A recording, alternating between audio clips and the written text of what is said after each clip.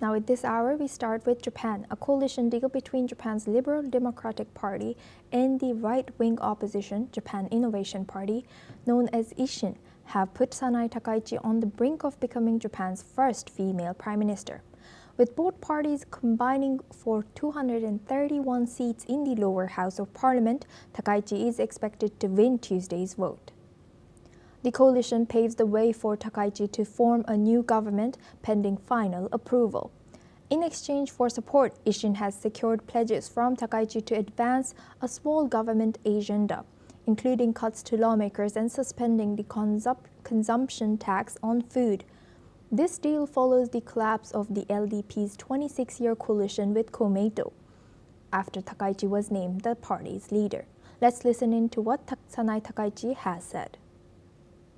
今回、吉村代表、また藤田代表をはじめ、日本維新の会の皆様方の、大変なご尽力もいただき、また自民党の役員の皆様をはじめ、多くの同僚議員のご協力もいただき、政策の協定に署名をすることができた、合意することができた、大変大きな一歩だと思っております。これから日本を前に進めるために、Now for this discussion, we welcome Dr. Satoru Nagao. He's a fellow at Hudson Institute, joins us live from Tokyo. Thank you very much, Doctor, for joining us again. Good to see you. Now looking back at this news, how might the coalition between LDP and Japan Innovation Party reshape Japan's domestic policy, especially regarding the things that these parties do not agree with? From the last some elections, recently Japan's public opinion stance is changing from the left to the right. So, right-wing party is representative of the public opinion in Japan. And in this case, traditionally, the ruling party, Liberal Democratic Party, led by Ms. Takaichi, coalition partner of LDP was Komeito. But that Kometo's policy was left. So that's why, the view from the public opinion, there is a gap of the opinion. But now this coalition has disrupted, and the new coalition partner is Japan Innovation Party, which is a right-wing party. So that's why the LDP is right, and the Japan Innovation Party is right, and the public opinion is also right. So there is no gap in this case. So that's why it's a view from this is more the stable coalition partner for the LDP and backed by the public opinion, I think. And in this case, the number of the seats is also mattered. In case of the Komeito is 10 seats lesser than this Japan Innovation Party. So this means that as a coalition government, LDP got 10 more to cooperate with Japan Innovation Party. So to get the majority, still the 2 seats is needed, but 2 seats is not difficult to get. So that's why, because of this cooperation between the Liberal Democratic Party and the Japan Innovation Party, that coalition government is more stronger than the Liberal Democratic Party and the Komeito Party in the past. So that is relatively better choice has happened, and more stable government current Mr. Takaichi can lead from tomorrow, I think.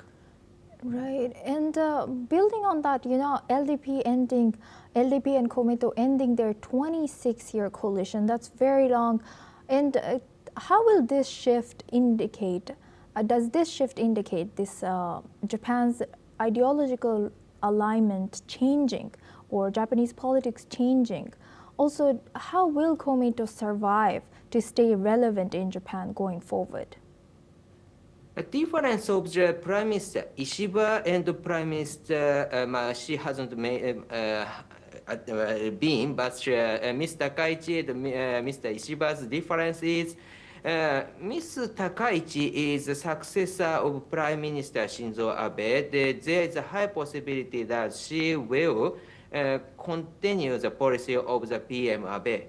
In case of the Mr. Ishiba, because of he was the rival of the Prime Minister Shinzo Abe, he wanted to change the course of the Prime Minister Shinzo Abe.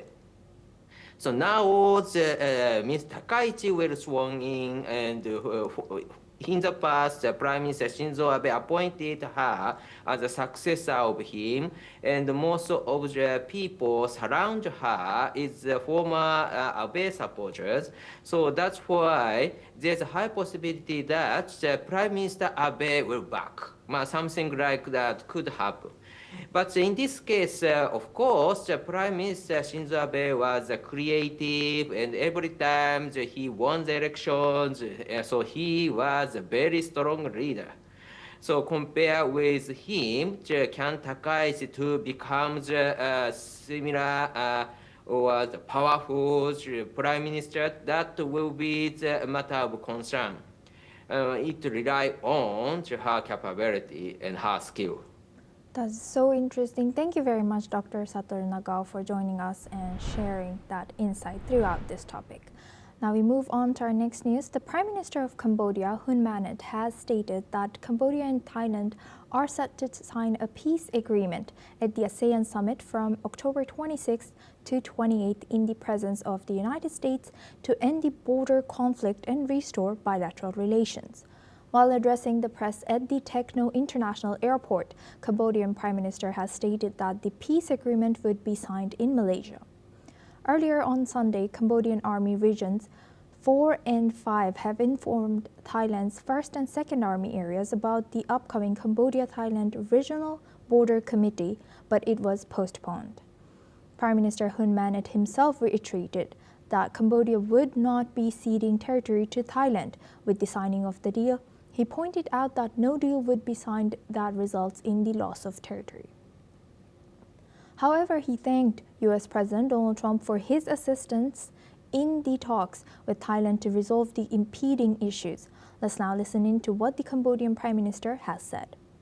សូមឱកាសនេះក៏អរគុណទៅដល់អាដាមប្រធានាធិបតី Donald Trump ដែលបានព្រួយផ្ដើមនឹងជួយឲ្យមានបទចម្បាញ់ហើយតិចទៀតនឹងអាចឈានទៅដល់ការបញ្ចប់ចុះកិច្ចព្រមព្រៀងសន្តិភាពនៅម៉ាឡេស៊ីបើសិនជាមានអីប្រែប្រួលទេនៅថ្ងៃ28ខាងមុខអញ្ចឹងការបញ្ចប់ចំនួនគឺជាគោលដៅថែមហើយនេះហើយដែលយើងទៅថ្ងៃមុខសង្ឃឹមថានៅក្នុងពេលឆាប់ៗនឹងមានកិច្ចចុះព្រមព្រៀងសន្តិភាព The Prime Minister of Cambodia, Hun Manet, has stated that Cambodia and Thailand are set to sign a peace agreement at the ASEAN summit from October 26 to 28 in the presence of the United States to end the border conflict and restore bilateral relations. While addressing the press at the international airport, Cambodian Prime Minister stated that the peace agreement would be signed in Malaysia. However, earlier on Sunday, Cambodian Army Regions 4 and 5 informed Thailand's 1st and 2nd Army areas about the upcoming Cambodia-Thailand Regional Border Committee, but it was postponed. Prime Minister Hun Manet himself reiterated that Cambodia would not be ceding territory to Thailand with the signing of the deal. He pointed out that no deal would be signed that results in the loss of territory. However, he had thanked U.S. President Donald Trump for his assistance in the talks with Thailand to resolve these impeding issues. Now for this discussion, we go back to Dr. Satoru Nagao. He's a fellow at Hudson Institute, joins us live from Tokyo. Thank you very much, Dr. Satoru, for joining us again. Now, how effective is this upcoming peace deal or peace deal signing for this particular area? This is because the timing is very good. Because the APEC summit will happen, and in this case, President Trump will visit it. And of course, the APEC includes all of the ASEAN members, including the Thai and Cambodia. So anyway, they need to join and they need to meet each other. In this case, if their relation was very bad, that is not a good mood in front of the other leaders in the Asia Pacific countries. And so that's why, anyway, they need to conclude something about this conflict. And in this case, in front of the President Trump, they will sign the agreement. That is, fortunately, coincidentally, this is the timing. So that's why they check it. The problem is, of course, if they will not break the agreement, it will be very good for any regional country in this region. But at the same time, if the problem will occur again, and there's a possibility problem itself related to the territory, it still exists. So that's why it rely on what will happen after that will decide the meaning of this agreement. Thank you very much, Dr. Satoru Nagao, for joining us and sharing that insight and staying with us throughout our news. Now we move on to Delhi, India. Air pollution levels in New Delhi, India have plunged this week, reducing visibility across the city as residents celebrate Diwali. India's Festival of Lights, Diwali often coincides with increased emissions from crop residue burning in neighborhood states. Last week, India's Supreme Court allowed the use of green crackers during Diwali celebrations, a decision that has sparked concerns among environmentalists, with some calling the move regressive. The Delhi government has also implemented the Graded Response Action Plan, or GRAP Level 2, restrictions to counter the rising air pollution. GRAP is set off emergency measures designed to tackle severe air quality conditions in the city. The Indian capital battles pollution each winter as cold air traps dust emissions and smoke from farm fires in the neighboring states of Punjab and Haryana, with firecrackers exacerbating the problem after Diwali.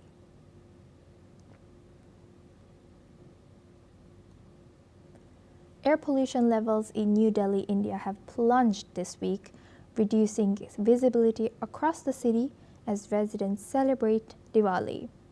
Now for this discussion, we welcome Ajit Kumar, MD, joins us live from Kushigram Foundation from Delhi. Thank you very much for joining us. Welcome to NewsX World.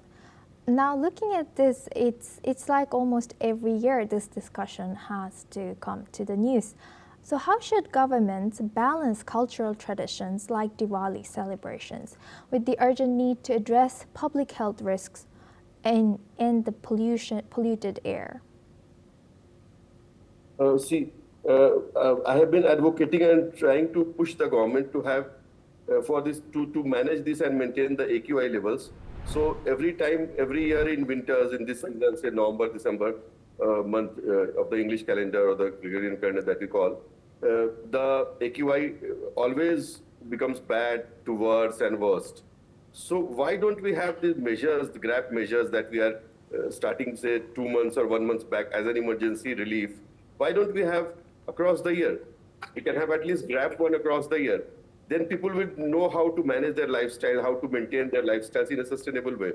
Doing something once in a while, 1 month or 2 months a year, doesn't help much, because every time, again, climate change is not a local thing. It is like it is related to the problem or pollutions anywhere across the world.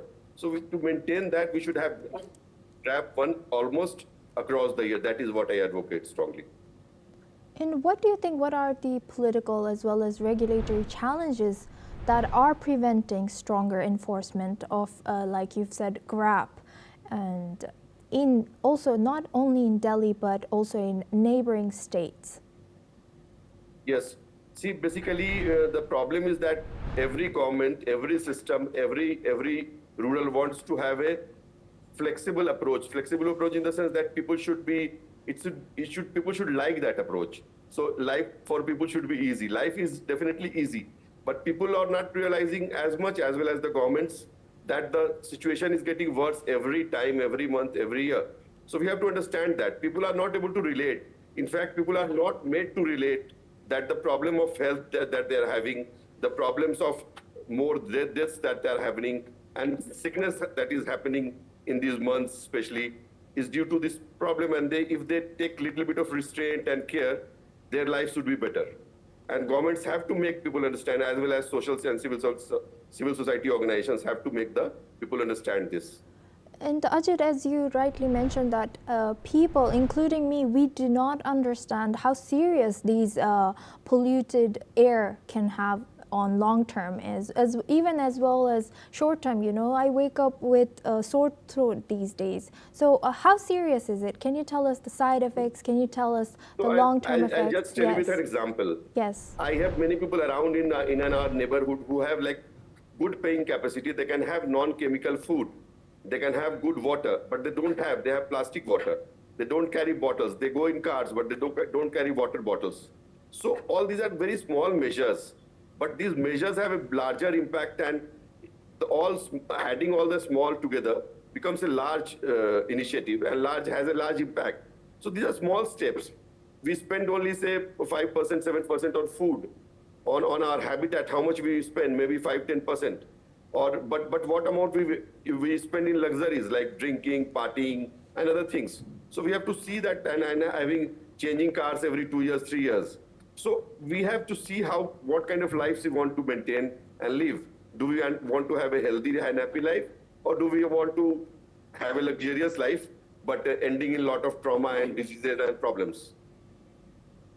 Yes, indeed. And thank you for sharing that. And Ajit, lastly, going back, how can